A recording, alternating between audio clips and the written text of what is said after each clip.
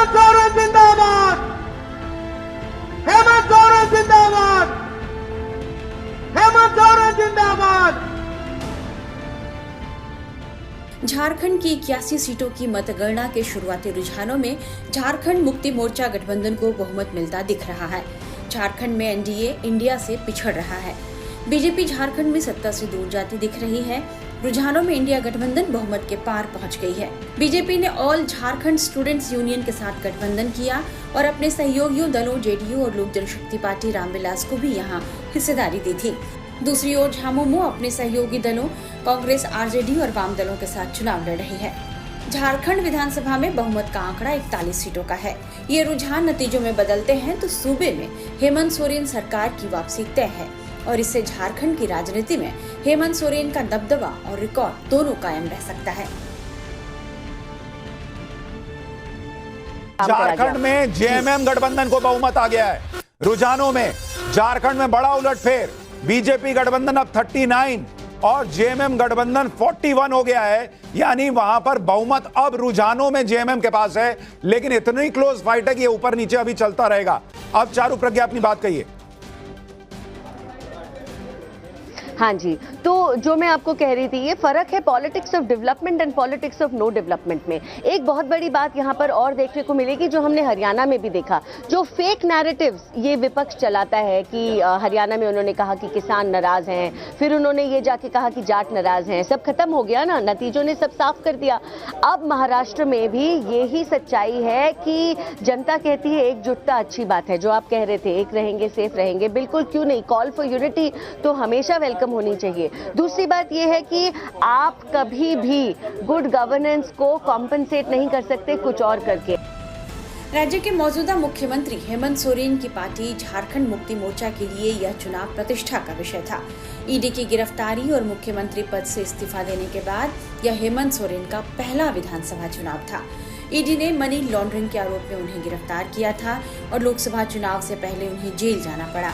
अपनी गिरफ्तारी से ठीक पहले हेमंत ने राजभवन पहुंचकर मुख्यमंत्री पद से इस्तीफा दे दिया था और सत्ता चंपई सोरेन को सौंप दी। समझा जा रहा है कि हेमंत की गिरफ्तारी ने ही झारखंड में दोबारा जेएमएम की वापसी की पटकथा लिख दी। हेमंत सोरेन के जेल जाने से पहले जो कुछ एंटी इनकम्बेंसी था, वो जेल जाने से सहानुभूति में बदल गई। आदिवासी समाज जेएमएम का कोर वोट बैंक है।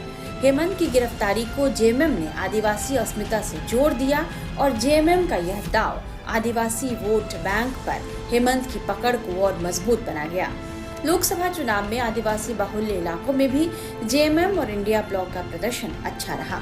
हेमंत सोरेन ने भ्रष्टाचार के मुद्दे पर जेल जाने और वापस बेल पर आने को लेकर बीजेपी की साजिश बताई। राजनीतिक विश्लेषकों का मानना है कि ईडी के एक्शन से लेकर चंपई सोरेन के दल बदल और झारखंड के घटनाक्रमों ने हेमंत सोरेन का राज्य में कद और मजबूत ही करने का काम किया। दूसरी तरफ चंपई सोरेन को लेकर इंडिया गठबंधन का नेतृत्व कर रहे हेमंत सोरेन वोटर के बीच बार बार यह मैसेज देते रहे कि चंपई सोरेन ने कुर्सी के लिए पार्टी को धोखा दिया। इस चुनाव में हेमंत सोरेन आदिवासियों को साधने के साथ साथ विकास और उनके अधिकारों के मुद्दे को प्रमुखता से उठाते रहे।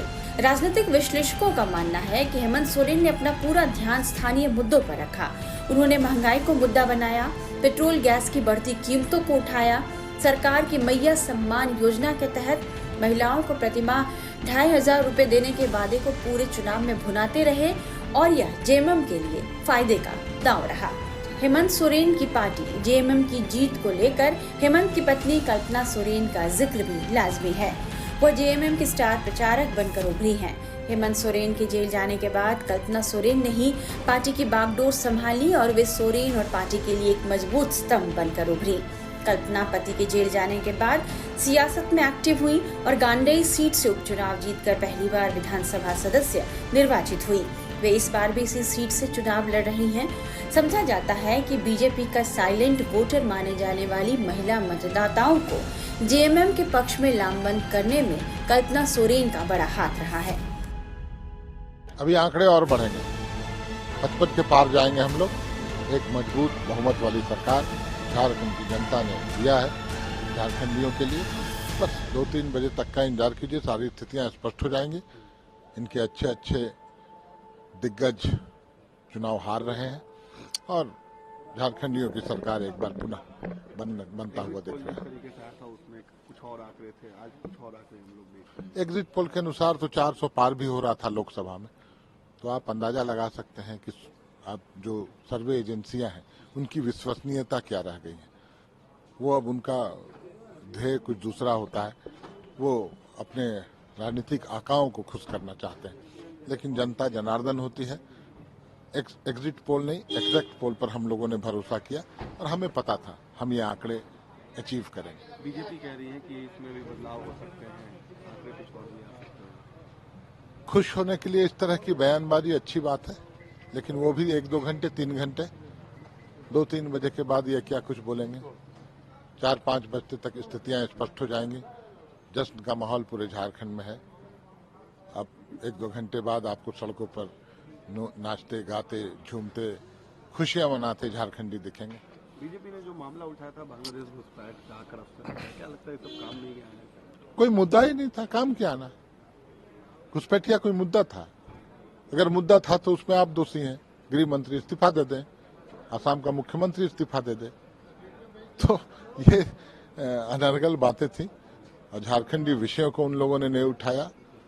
हम झारखंडी विषयों के साथ चल रहे थे, झारखंड की भलाई की बात कर रहे थे और एक आदिवासी नेता, माटी का बेटा हेमंत सोरेन के साथ जो प्रताड़ना का काम, जो उनको परेशान करने का काम, अपमानित करने का काम भाजपा ने किया, उसकी परिणति है ये। अभी और देखिएगा, आक्रोश दिखेगा और ज्यादा। शाम तक हेमंत दोबारा, हेमंत आ गए अब दोबारा, हम लोग मान लिए, तो अब हमारे विपक्षियों को मानना है, शाम तक वो भी मान जाएंगे। बीजेपी की बात करें तो झारखंड में चुनाव जीतने के लिए बीजेपी ने भी पूरी ताकत झोंक दी थी। चुनाव प्रचार के दौरान बीजेपी ने लगातार राज्य में बांग्लादेशी घुसपैठ का मुद्दा उठाया। संथाल परगना में बीजेपी लगातार यह कहती रही कि बांग्लादेशी घुसपैठिए यहाँ की आदिवासी महिलाओं से शादी करके उनको मिलने वाले फायदे का बेजा इस्तेमाल कर रहे हैं और उनके नाम की जमीन हड़प रहे हैं। संथाल परगना को बीजेपी दोबारा सत्ता तक पहुंचने में सबसे अहम सीढ़ी मानती रही, इसलिए बीजेपी ने इस इलाके में चुनाव प्रचार की शुरुआत से ही आदिवासी अस्मिता, कथित बांग्लादेशी घुसपैठ से आदिवासियों को खतरा और इलाके की जनसांख्यिकी यानी कि डेमोग्राफी को मुद्दा बनाना शुरू किया।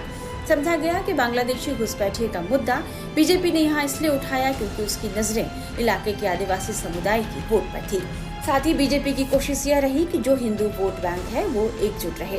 वहीं झारखंड विधानसभा चुनाव से पहले जेएमएम नेता और पूर्व मुख्यमंत्री चंपाई सोरेन के बीजेपी में शामिल होने से संथाल परगना में पार्टी के लिए इसे एक बड़ी रणनीतिक जीत के तौर पर देखा गया।